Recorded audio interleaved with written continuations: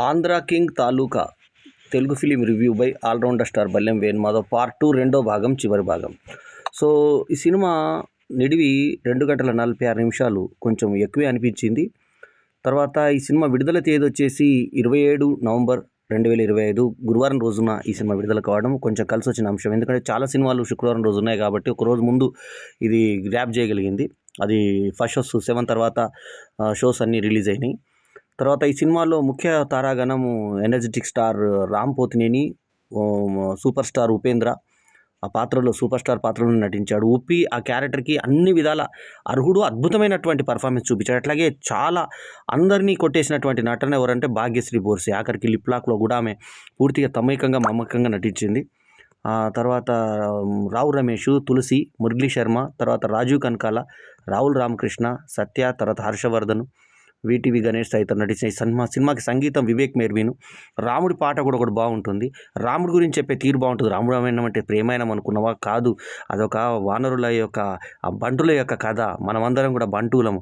ఈ రకంగా వాళ్ళు చేశారంటే ఇసుక తవ్వి బతకమని చెప్పి లేబర్ బతుకులు ఎందుకు, మనకు నీకేమైనా ఐడెంటిటీ ఉందా అంటూ ఒక ఐడెంటిటీ లేనటువంటి బతుకులు మనం ఎందుకు బతుకుతున్నామని చెప్పి హీరో వాళ్ళని రెచ్చగొట్టినప్పుడు తండ్రి ఆ మాటకి స్ఫూర్తినిచ్చి వాళ్ళని ఎప్పుడు లేబర్స్గానే ఉండిపోతారా మీరు, ఈ 10 మంది ఇటువరి 10 మంది అటువరి అని చెప్పేసి సన్నివేశాలు చూపిస్తూ మీకంటూ ఒక ఇది లేదా, ఐడెంటిటీ లేదా అని చెప్పేసి మెడలో గంట కట్టుకొని రాత్రిపూట ఎక్కడున్నారో పిల్లల కోసం మెడలో గంట కడతారు, చిన్నగా దూడకు గంట కట్టినట్టు. అటువంటి పరిస్థితి నుంచి లైన్ తీసుకొస్తాడు థియేటర్ కట్టడానికి హీరో సాగర్.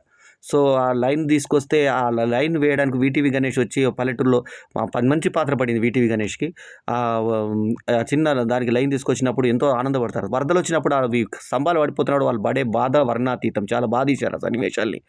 సో అట్లాగే ఆంధ్ర కింగ్ అనేటువంటి టైటిల్ హీరోకి ఇతనే ఇస్తాడు. ఇతనే ఫస్ట్ ఆంధ్ర కింగ్ అని రాస్తాడు. అయితే ఇతను బాల్యంలో, అంటే ఇది యాక్చువల్లీ కథ 1990s నుంచి 2000 నేపథ్యంలో జరుగుతుంది. సో 80s, 90s, 2000 ఇవన్నీ ఈ మధ్యలో జరుగుతుంది కథ. సో ఈ నేపథ్యంలో ముందు బాలకృష్ణ ఒప్పుకొని సినిమాని ఉపేంద్ర ఒప్పుకోవడం వల్ల కొన్ని లాభాలు జరిగాయి ఈ సినిమాకి. ఎందుకంటే బాలకృష్ణ లాంటి స్టార్డమ్ ఉన్న హీరోకి స్క్రీన్ రన్ టైం తక్కువ పెడితే జనం చూడరు. అట్లాగే ఉపేంద్రకి ఆ రన్ టైం కొంచెం తక్కువ పెట్టినా కూడా అతనికి ఇక్కడ అంత విపరీతమైన ఫాలోయింగ్ బాలకృష్ణ కంపేర్ చేస్తే లేదు. కాబట్టి నాలాంటి ఫ్యాన్స్ మాత్రం ఉన్నారు చాలామంది. కాకపోతే ఏంటంటే ఆయన రన్ టైం తక్కువ ఉన్నా కూడా మొత్తం సినిమాని అందరిలోకి నంబర్ 1 ఎవరు చేశారా అంటే ఉపేంద్ర అనే విధంగా చేశాడు పర్ఫార్మెన్స్. లాస్ట్లో అయితే అద్రగొట్టేశాడు పర్ఫార్మెన్స్ని. అయితే దీనికి సినిమాకి నేను ఇస్తున్నటువంటి రేటింగ్ ముందే 4/5 మొదటి భాగంలో చెప్పాను. మళ్ళీ ఇక్కడ కూడా 4/5 ఇస్ మై రివ్యూ రేటింగ్. ఎందుకంటే ఇందులో డైరెక్షన్ పరంగా మహేష్ బాబు ఎటువంటి పొరపాట్లు చేయలేదు. కానీ రైటర్గా మాత్రం అతను తడబడ్డాడనే చెప్పాలి. కథనం, మాటల దర్శకత్వం పి మహేష్ బాబు ఈ సినిమాకి. ఎందుకు మిస్ శెట్టి మిస్టర్ పోలిశెట్టి అనే సినిమాను డైరెక్ట్ చేసినారు మహేష్ బాబు. ఈ సినిమా కూడా కథనం, మాటల దర్శకత్వం అంటే story, screen play, dialogues direction చేశాడు. అయితే ఈ సినిమాలో సూర్య అనే అతను హీరో సూపర్ స్టార్ ఉంటాడు. అతను వరుసగా సినిమాలు పరాజయం పొందినప్పుడు అభిమానులు ఏ రకంగా బాధపడతారు చూపించారు. ఇందులో అభిమాన సంఘాల బుక్ చూపించారు ఎలా ఉంటుంది అనేది. సో అందులో ఆ తర్వాత అభిమానులు అట్లా కలెక్షన్స్ కోసం ఎలా మాట్లాడుకుంటారో చూపించారు. డిస్ట్రిబ్యూటర్ దగ్గరికి వెళ్ళినప్పుడు నేను డిస్ట్రిబ్యూషన్ చేస్తాను ఈ సినిమా, కానీ ఆ హీరో 100వ సినిమా కోసం ఇతను వెళ్ళినప్పుడు మీకేం తెలుసా అన్నప్పుడు మాకేం తెలుసా అంటూ అతను చెప్పేటువంటి తీరు బాగుంటుంది. నిజంగా చాలామంది అభిమానులు కలెక్షన్స్ కోసం కొట్టుకుంటారు. అవతల హీరోతోటి ఇతను కాలేజ్లో కొట్టుకునేటువంటి సన్నివేశాలు కూడా బాగున్నాయి. అవతలలో నల్ల బ్యాడ్జ్ పెట్టుకొని మీ హీరో ఈ సినిమా ఫ్లాప్ అయితే ఇట్లా చేస్తావా అట్లా చేస్తావా అంటే హీరోయిన్ కూడా నల్ల బ్యాడ్జ్ పెట్టుకుంటే హీరోయిన్ కూడా వాళ్ళ తాలూకే అనుకుంటారు. కోకాకోలాని వేరే కూల్ కోలా అని చెప్పి మార్చారు. ఇంకొక కూల్ డ్రింక్ పెట్టారు. ఆ కోకాకోలా కంపెనీకి అంటే కూల్ కోలా కంపెనీకి కథ ప్రకారంగా ఉపేంద్ర దానికి మోడల్ అయితే అదే తాగినట్టుగా. అంటే ఇక్కడ మహేష్ బాబు దానికి, లేకుంటే చిరంజీవి వాడినప్పుడు, అల్లు అర్జున్ వచ్చినప్పుడు ఏవైతే ఆ యొక్క లోగోస్ కూల్ డ్రింక్స్ వాళ్ళు తాగారు అభిమానులు, ఆ రకంగా తాగారు అనేదానికి నిదర్శనంగా కూల్ కోలా అని చూపించారు. ఏ గొడవ లేకుండా ఆ టైంలో కూల్ కోలా అన్న టైప్లో. సో లిమ్కా మనకు అప్పుడు క్యాంపా కోలా అలాంటివి వచ్చి పాత రోజుల్లో మనకు లిమ్కా ఒకటి బాగా ఫేమస్ అప్పుడు. తర్వాత గోల్డ్ స్పాట్ ఒకటి బాగా ఫేమస్. అట్లయితే కూల్ కోలా పెట్టారు. కోకోకోలా కూడా చాలా రోజుల కింద ఉంది మనకి. సో అట్లా హీరో తన వ్యక్తి కాదు, తన అవతల టీం అని అనుకున్న అప్పుడు ఆమెతో దూరంగా ఉండాలనుకున్న హీరో, లేదు ఆమె కేవలం నల్ల బ్యాడ్జ్ ఎవరో చనిపోయారంటే నేను పెట్టుకున్నాను అంటే, అంతేనా హీరో మీద ఆ దురభిమానంతో కాదా అని ఆమెను ఆకర్షించిన తీరు, తర్వాత ఆమె ఒప్పుకున్న తర్వాత మెల్లిమెల్లిగా ఆమె ఇతని పట్ల అట్రాక్ట్ అయ్యి, నువ్వే హీరోలాగా అనిపిస్తున్నావు, నీ కథలో అతను కాదు నువ్వే నాకు హీరోలాగా అనిపిస్తున్నావు అంటూ ఇంప్రెస్ కావడం, పెద్దోళ్ళు ఇచ్చేసి మంచి లిప్ లాక్లో మమేకమై థియేటర్లో అందరూ స్క్రీన్ చూస్తున్నప్పుడు తండ్రి అయినటువంటి మురళీ శర్మ గమనించడం, అప్పుడు వీళ్ళిద్దరి మధ్య ఒక ఛాలెంజ్ వస్తుంది. ఛాలెంజ్ వస్తే, నువ్వు మహాలక్ష్మి థియేటర్ ఉందని గర్వపడుతున్నావు కదా, నీకు మహాలక్ష్మి 70 మేము కడతాను థియేటర్, నీకన్నా గొప్ప థియేటర్ కడతాను అన్నప్పుడు సత్య లెక్కలేస్తూ హోటల్కి వెళ్ళిన తర్వాత లెక్కలేస్తూ 1 2 3 4 నలుగురు అతనికి డబల్ లెక్కించుకొని 4 అవి తెప్పించుకొని, అక్కడ ఏదైతే దొరుకుతుందో అది 4 తెప్పించుకొని బిల్లు మాత్రం కట్టంటే హీరో ఎంత కడితే, ఈ బిల్లు కట్టడానికి లేదు నువ్వు ఎట్లా కడతావు అని చెప్పి, ఇసుకకి ఎంత అవుతుంది, దానికి ఎంత అవుతుంది, దీనికి అవుతుంది అంతా చూసిన తర్వాత ఆ ఇసుక కాంట్రాక్టర్ దగ్గరికి వీళ్ళు వాళ్ళ దగ్గర ఉన్న ఇసుక నీళ్ళలోంచి తీసి ఆ లేబర్లను పెట్టుకొని ఆ ఇసుకతోటి పెద్దోడైపోయిన తర్వాత టూరింగ్ టాకీ సక్సెస్ చేసుకొని ఒక చిట్టి ఎత్తుకొని, ఆ చిట్టి కాదంబరి కిరణ్ దగ్గర చిట్టి పాడుకొని తులసి వద్దొద్దు అన్నాక కూడా తండ్రి ప్రోత్సాహంతో, రావు రమేష్ ప్రోత్సాహంతో ఆ 50,000 చిట్టి ఎత్తిన దానికి 42,500 సుమారు వస్తాయి. అంటే ఆ డబ్బుతోటి ఇతను టూరింగ్ టాకీస్ కట్టి అక్కడి నుంచి పడుకొని హీరోయిన్స్ ఇద్దరు వెనక నుంచి చూడడం, ఇవన్నీ భావుకతతో చూపిస్తున్నారు.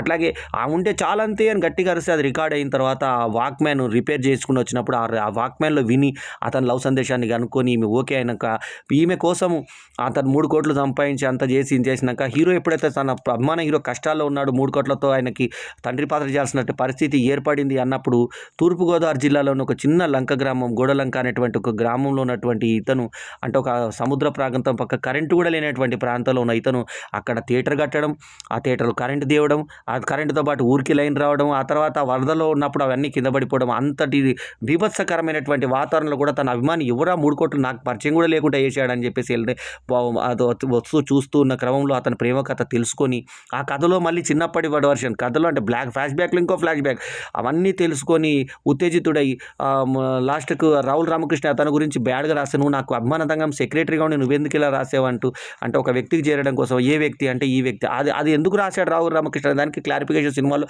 లాస్ట్ దాకా చూపించలే మనకి, ఎందుకు ఫ్రెండ్ అలా నెగిటివ్ రాశాడు అనే దానికి. సో ఒక రచన ప్రకారంగా అద్భుతమైన రచన, పర్ఫార్మెన్స్ ప్రకారంగా అద్భుతమైన పర్ఫార్మెన్స్లు, భాగ్యశ్రీ బోర్సే, ఉపేంద్ర, తర్వాత రామ్ పోతినేనులు పోటీ పడ్డారు. ఎవరు బాగా చేశారంటే చెప్పలేని పరిస్థితి. రావు రమేష్, తులసి కూడా పోటీ పడ్డారు. అద్భుతంగా చేసినటువంటి ఈ సంఘర్షణలలో చిన్నప్పుడు తండ్రితో కలిసి వెళ్ళడము, అభిమానులకే టికెట్లు ఇస్తామంటే ఇతను అభిమానిగా మారడం బాగలేదు. ఎందుకంటే ఉపేంద్ర సినిమాలు చూసిన తర్వాత ఇతను, అంటే సూర్య క్యారెక్టర్ పేరు, చూసిన తర్వాత ఇతను అభిమానిగా మారితే బాగుండేది, కానీ టికెట్ల కోసం అభిమానులకే ఇస్తాం ఈ టికెట్లు అన్నప్పుడు వెంటనే తన బనిని తీసేదో రాసేసి అభిమాన సంఘం ఆంధ్ర కింగ్ అని చెప్పి ఇతను రాసినాడు. నువ్వు నాకు పేరు ఇచ్చావురా, నేను నీకు పేరు ఇస్తానంటూ ఇతను పేరు ఇచ్చినటువంటి విషయం ఆ హీరోకి ఎలా తెలిసింది అనేది కూడా చెప్పలేదు. తర్వాత హీరో అభిమాన సంఘాలు అన్నప్పుడు నేరుగా హీరోని కలుస్తుంటారు. సో ఆ కలవడం మాత్రం ఎక్కడ కలిసినట్టుగా ఇందులో చూపించకపోవడము, షూటింగ్ కోసం వాళ్ళ ఊరికి వస్తే ఒక్క రోజైనా షూటింగ్ జరుగుతుంది, ఆ చక్కెరకేళ్ళ కోసం ఇతను వెళ్ళిపోవడం అనేది ఫూలిష్ థాట్ లాగా అనిపిస్తుంది. ఆ చక్కెరకేళ్ళు పట్టుకొని సెకండ్ టైం ఎందుకు తీసుకుని వెళ్తాడు రఘుబాబు, ఇతను చూసి అందుకు ఇది ఇంప్రెస్ అవుతాడు అనే దానికి కూడా సరైన క్వాలిఫికేషన్. కాకపోతే ఉన్నటువంటి ఎక్స్ప్రెషన్స్ రఘుబాబు అద్భుతంగా చేశాడు. అక్కడ బాబు నీకు ఫోటో తీపిస్తాను మీ హీరోతోటి అంటే, వేరే పని మీద వచ్చాను సార్ డిస్ట్రిబ్యూషన్ కావాలంటే, నీకేం అనుభవం ఉంది అంటే అంతా చెప్పిన తర్వాత డిస్ట్రిబ్యూషన్ ఇప్పించడానికి అక్కడికి వెళ్ళిన తర్వాత 3 కోట్ల రూపాయలు లేకుంటే మాకు నా దాంట్లో తండ్రి పాత్ర చేయమని అన్నప్పుడు ఇతను బాగా అతనితోటి తలపడి వెళ్ళి నేను ఇస్తాను నా డబ్బులు అని చెప్పి ఆ 3 కోట్లు ఎత్వాంతరి పరిచయం లేని అత్తియడము, అదంతా కూడా ఒక కొత్త రకం కథ. ఇప్పుడు మనం రెగ్యులర్ రొట్టెకట్టుడు సినిమాలు కాకుండా ఒక డిఫరెంట్ కథ. కాకపోతే ఫస్ట్ హాఫ్ అంతా సాగదీతగా అనిపించింది, సెకండ్ హాఫ్ మాత్రం బాగా బిగితో వచ్చింది కథ. మంచి కెమిస్ట్రీ వర్కౌట్ అయింది సూర్యకిను హీరోయిన్ల మాత్రం కాకుండా హీరోకి హీరోయిన్కి మాత్రం కాకుండా హీరోకి అభిమానికి, అంటే అభిమాని కథ కాబట్టి ఇది బయోపిక్ ఆఫ్ ఏ ఫ్యాన్ అన్నారు. సో ఆ బయోపిక్ వాళ్ళ దాంట్లో కథనం బాగా అనిపించింది. సో హీరో ఫస్ట్ సమస్యతో ప్రారంభమయ్యి అతను సొల్యూషన్ ఇతను చేసిన తర్వాత ఎవరో కనుక్కోవడానికి అతను వెళ్ళి అతని సమస్యను కనుక్కొని ఆ హీరోయిన్ అలిగి వేరే అతను పెళ్లి చేసుకుంటుంటే ఆమెను ఆపి మళ్ళీ వాళ్ళిద్దరిని కలిపి ఆ జంటను కలిపేసి తన కృతజ్ఞత తీర్చుకున్నటువంటి సూపర్ స్టార్.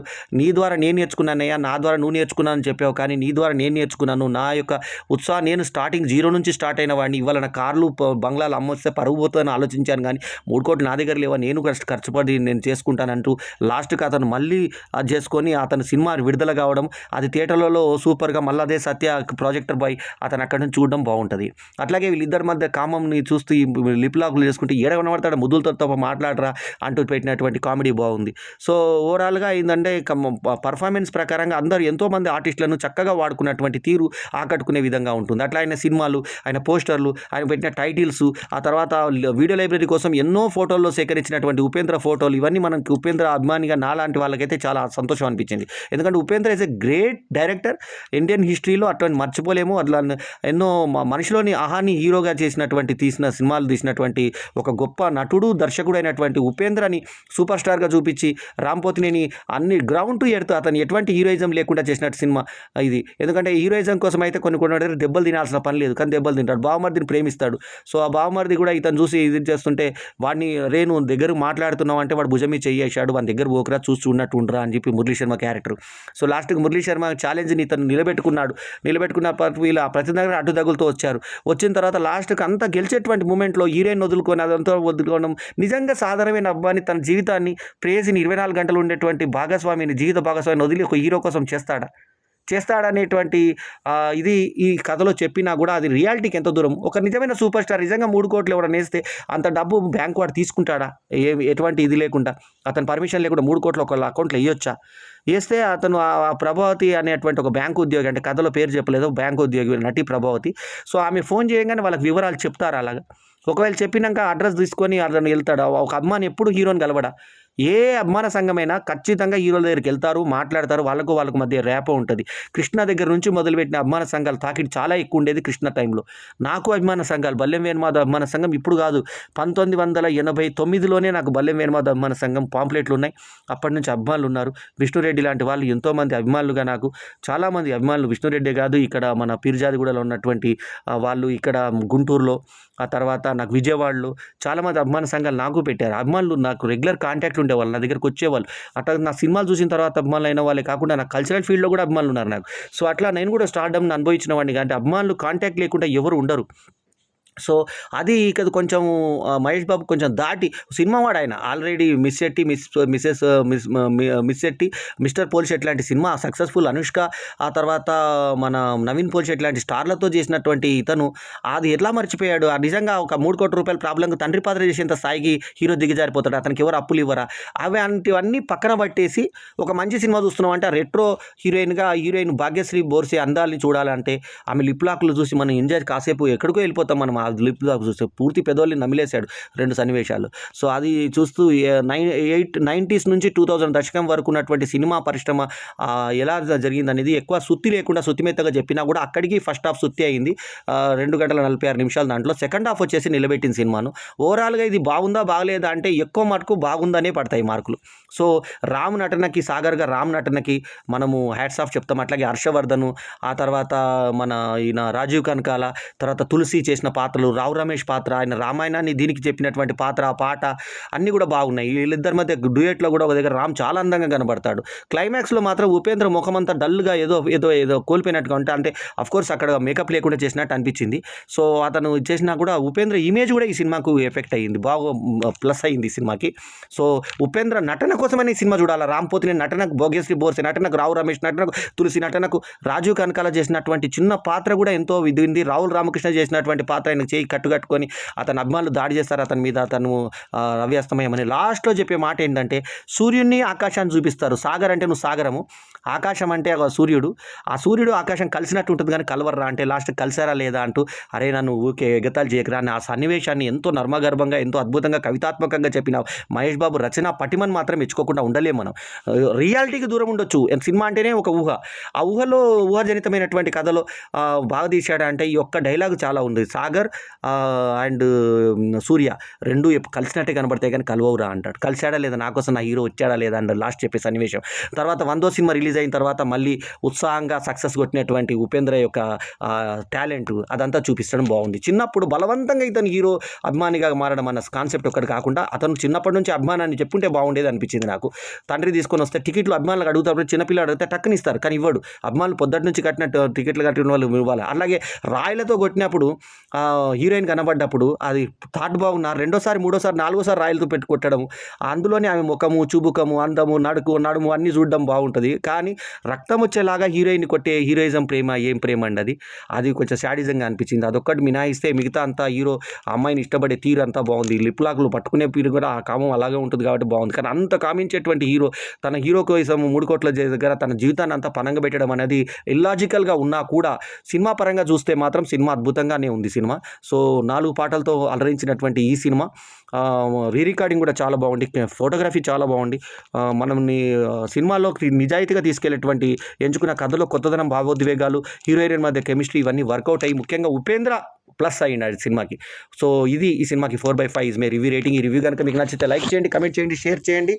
ఆంధ్ర కింగ్ తాలూకా అనేటువంటి పేరు హీరో నువ్వు నాకు పెట్టావు నేను నీకు పెట్టాను అన్న టైప్లో ఆ లాస్ట్ డైలాగ్ చాలా బాగుంది. అట్లాగే సాగరానికి సూర్యకి అన్నటువంటి ఇది బాగుంది అనేటటువంటి ఈ ఉద్వేగమైనటువంటి నటన భావ ప్రకటనలు బాగున్నాయి.